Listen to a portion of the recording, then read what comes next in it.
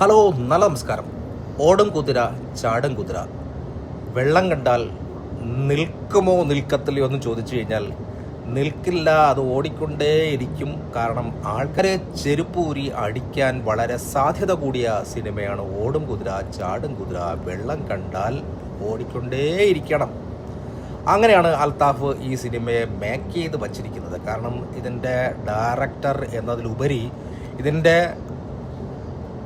Writer കൂടിയാണ് അൽത്താഫ്. അതുകൊണ്ട് തന്നെ അദ്ദേഹം എന്താണ് ഉദ്ദേശിച്ചത് എന്ന് എനിക്ക് വർക്കായില്ല ഈ സിനിമ എന്ന് ഫ്രാങ്കായിട്ട് തന്നെ പറയേണ്ടി വരും. കാരണം എനിക്ക് ആദ്യത്തെ ഇൻ്റർവെൽ വരെയും കുറേയൊക്കെ രസമുണ്ടായിരുന്നു. എനിക്ക് കുറേ കോമഡിയൊക്കെ നന്നായിട്ട് തന്നെ വർക്കൗട്ടായിട്ടുണ്ടായിരുന്നു. പ്രത്യേകിച്ച് ലാലിൻ്റെ കോമഡിയൊക്കെ ഒരു പരിധി വരെയും വിനയ് ഫോർട്ടൊക്കെ ആണെങ്കിൽ വെറുപ്പിച്ചെന്ന് വെച്ച് കഴിഞ്ഞാൽ നന്നായിട്ട് വിനയ് ഫോർട്ട് വെറുപ്പിച്ചിട്ടുണ്ട്.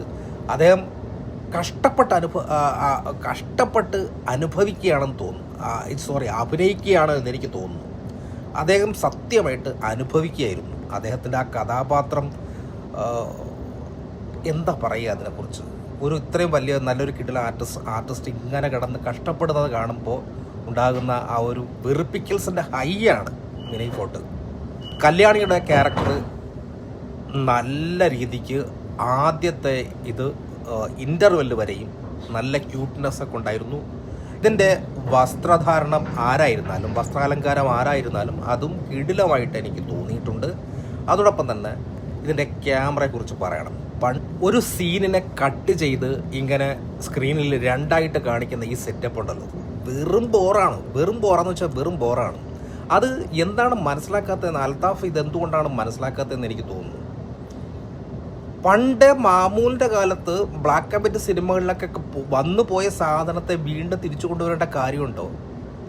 ഒരു സീനിനെ തന്നെ കട്ട് ചെയ്ത് രണ്ട് ഇതിലായിട്ട് കാണിക്കുക, ഇതെന്ത് ബോറിംഗ് എന്നറിയുമോ? എത്ര പ്രാവശ്യം അത് കണക്ക് കാണിക്കുന്നത്.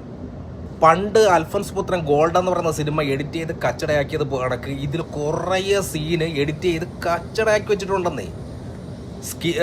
പിന്നെ ഇത് സ്ക്രീൻ സ്പേസിനെ രണ്ടായിട്ട് ഡിവൈഡ് ചെയ്ത് ഒരു സീനിനെ തന്നെ വൃത്തികേടാക്കി പ്ലേ ചെയ്തിട്ടുണ്ട്. ഇത് രണ്ട് സീനിനെ നമുക്ക് ബ്ലെൻഡ് ചെയ്തിട്ടാണെങ്കിൽ ശരി, അത് ബെസ്റ്റാണ്, കാണാൻ ഓക്കെയാണ്.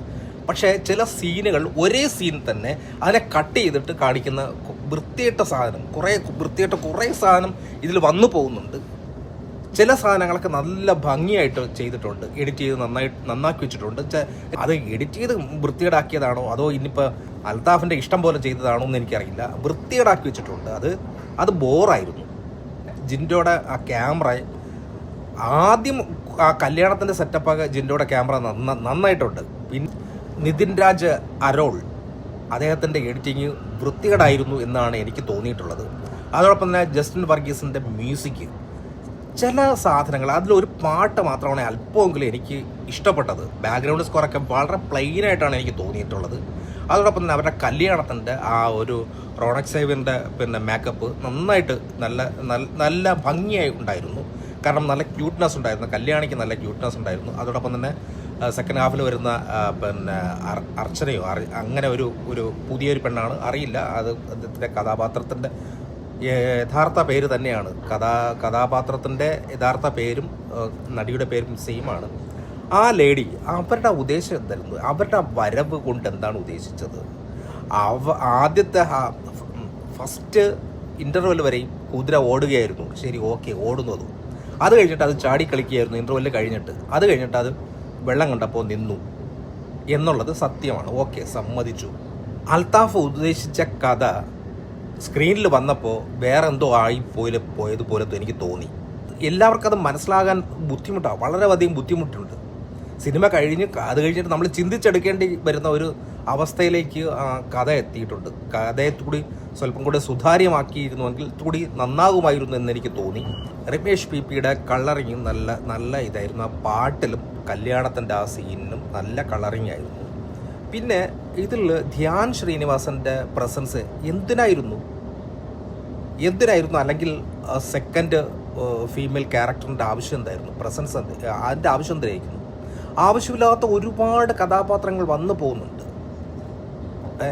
ഈ പിന്നെ നോബി വർഗീസൊക്കെ എന്തിനാണ് വന്ന് കയറി പോകുന്നത്? അതിൻ്റെ ആവശ്യം ധരിക്കുന്നു. ജസ്റ്റ് പാസേജ് സീൻ മാത്രമായിട്ട് ഒരുപാട് ക്യാരക്ടേഴ്സ് വന്നു പോകുന്നു. പഴയ ഒരു നടി കൂടെ വന്നു പോകുന്നുണ്ട്. അത് സിനിമ കാണുമ്പോൾ നിങ്ങൾക്ക് മനസ്സിലാവും. ഞാനത് പറയുന്നില്ല, പേര് പറയുന്നില്ല. എന്തിനായിരുന്നു അങ്ങനെ ഒരു കഥാപാത്രം?